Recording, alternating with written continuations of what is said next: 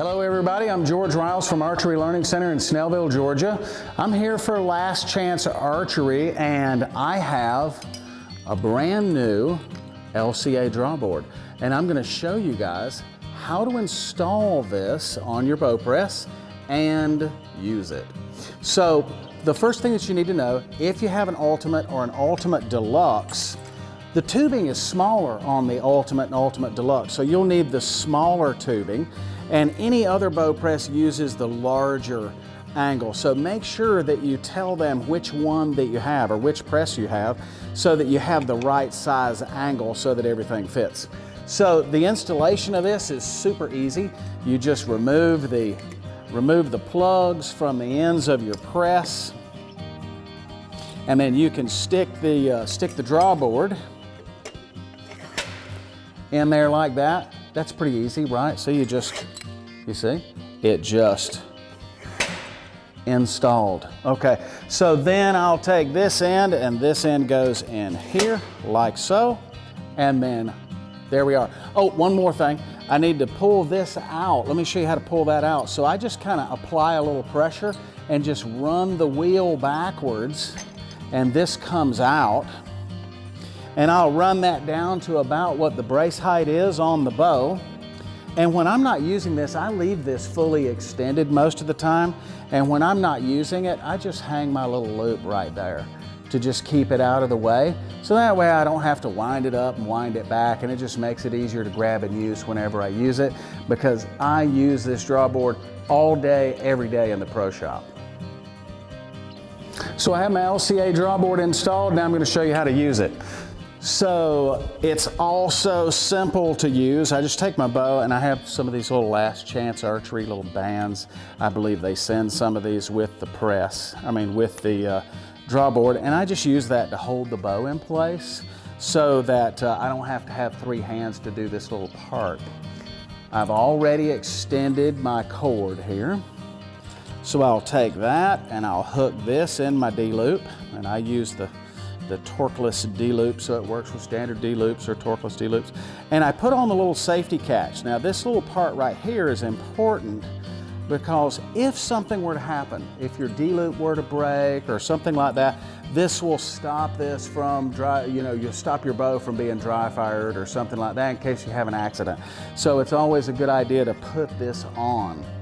So I'll hold the bow straight and just wind the crank, and then I can watch the cams come back to full draw.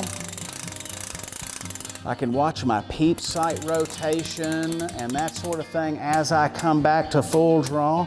And then I can look at my timing. So I can see here, if I look up at the cam here and look down at the cam here, I can back this up just by running it backwards, and I can bring it in together and watch both wheels come down together, and I can get a really good eyeball timing on the bow.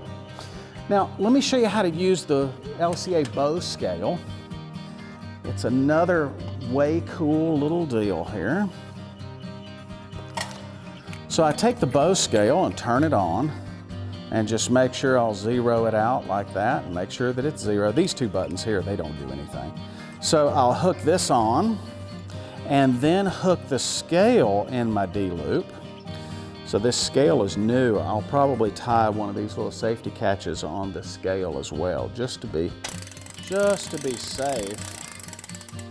So then as I draw it back, I can watch the weight go up on the bow. 54.5 pounds, 55 pounds. And then I can take it all the way to full draw and then let it down.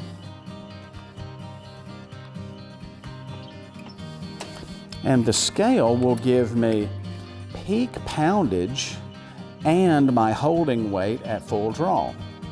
And holding weight at full draw is important because once you find the right holding weight to mass weight comparison that holds very still for you, then you'll always know what that number is. So as long as you don't change the overall mass weight of your bow, and you know that 17.4 pounds holds really well for you, then you know when you're setting up backup bows and things like that, you can get the same hold quality just by making sure that the holding weight is similar from bow to bow. So here's another tip. Often when you have the bow and the draw board, it's kind of hard to see through some cams and see if the cables are coming to rest together. So I flip mine backwards so that the cable side is facing out for a right-handed bow.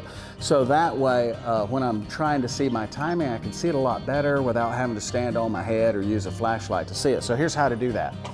So all you got to do is undo. You see these little button head cap screws here. You just undo these little button heads here.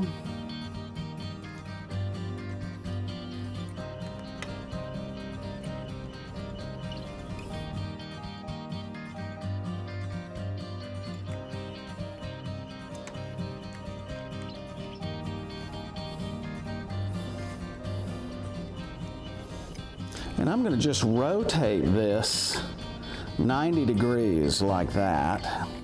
And I'm doing it while it's still on the press, just because it's easier to hold that way. And I'll just tighten these all the way down, make sure that they are snug.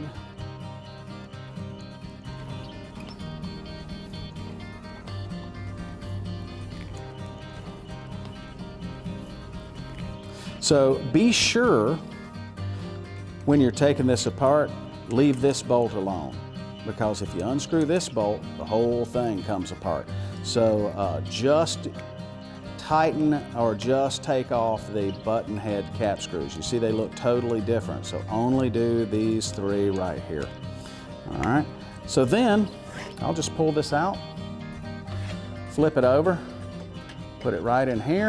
I'll make sure that it's facing that way, and I'll put this in like so, and then I can wind my string back out. Okay, straighten up my bench here, then put my bow in it.